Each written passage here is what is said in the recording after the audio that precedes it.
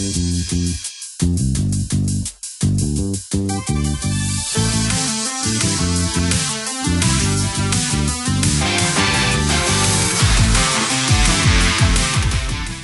truck pulls into a petrol station. The man on the phone decides to seal it upon hanging up. Thankfully for the driver, a police officer is on hand, but the driver winces and hesitates when asked about it, ending up getting pinned down himself. Shinobu gets in contact with Goto as the second unit are in the area for a conference. Goto relays what he learned to them, that this thief took a truck that had already been stolen. The original thief took it in the knowledge that a German labour was being transported with it. Goto's eye fixes on a checkpoint, and he tells the officers to withdraw so the thief doesn't panic. They soon learn that the truck already left the highway, however. Shinobu relays to Goto that foreign affairs are involved, as the first thief was part of a communist faction with ties to Beach House based in Niigata Harbour. The current thief doesn't look to be part of this, as confirmed when he rips the truck's radio out as the faction leader contacts him. Goto discusses potential routes with the local superintendent, either Niigata or Mikuni Pass. Second unit get ready to intercept the thief. Noah hesitates upon spotting the driver, who has a rather panicked look on his face. She hesitates to help Ota in pinning the truck, allowing the labour to knock them over and break through. Ota races after him and fires, exposing the labour on board. Noah and Yamazaki try to race through, but Ota ends up smashing his labour's head on the tunnel. The thief ends up in contact with one of the faction's leaders, Yuichi Moritomo, pretty clearly voiced by Shigeru Chiba, as Shige doesn't appear in this episode. Despite being initially leery, Moritomo embraces the thief and figures he has the same mindset as their faction for stealing the truck.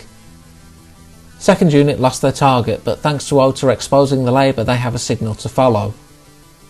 They argue over whose fault it is that it got away, leading Kanuka to defuse them. The chief meets with Goto and Shinobu and informs them they'll be cooperating with the labour's manufacturer, Shaft Enterprises Europe, to recover the labour and avoid an international scandal.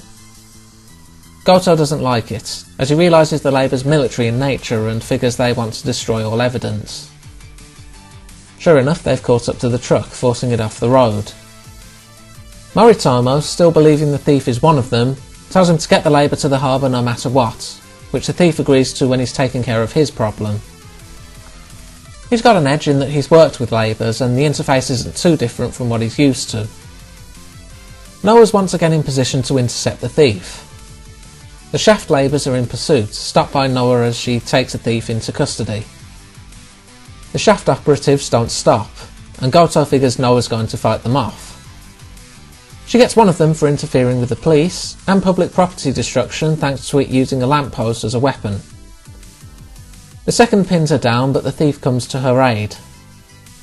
Thanks to this, Noah then takes out the second on the additional charge of "How dare you damage Alphonse?" The whole reason for the thief taking the truck in the first place was to race to his wife at the hospital as she was giving birth and he feared for complications. It was sheer chance that his actions ended up exposing a crime syndicate. Shinobu asks Goto what'll become of the man, but Goto simply says that the only thief he saw was Yuichi Moritomo and, well, who's going to believe the word of a criminal on another man being present? Shinobu warns that's illegal, but relents that she didn't see anything of this man either. This one was something of a bonus episode, as evidenced by the shorter runtime, lack of a full opening, and being done by a different director, Naoyuki Yoshinaga over Mamoru Oshii. Certainly doesn't take away from this being a good episode, however. I think this is probably the most actual labour combat we get in the OVAs, likely due to budget. Still, good action, once again some good tension as they chase the truck, and a nice twist on the thief's motive. We also see that second unit, while they are still a group of misfits, are gaining competence in their abilities. We get a good parallel to episode 1 here too. Noah loses all confidence upon Alphonse getting wrecked and gets spurned back into action by Asuma in that episode, while here, with a bit of help from escaping being pinned down, she takes out her attacker in one blow and suffering little damage herself. As with the last two episodes, this gave us a good note to end on with the promise of more to come. While the movies do follow on from early days, this marks the end of where I'm reviewing for now. Quite a brief series, but certainly some memorable characters and cases they get caught up in.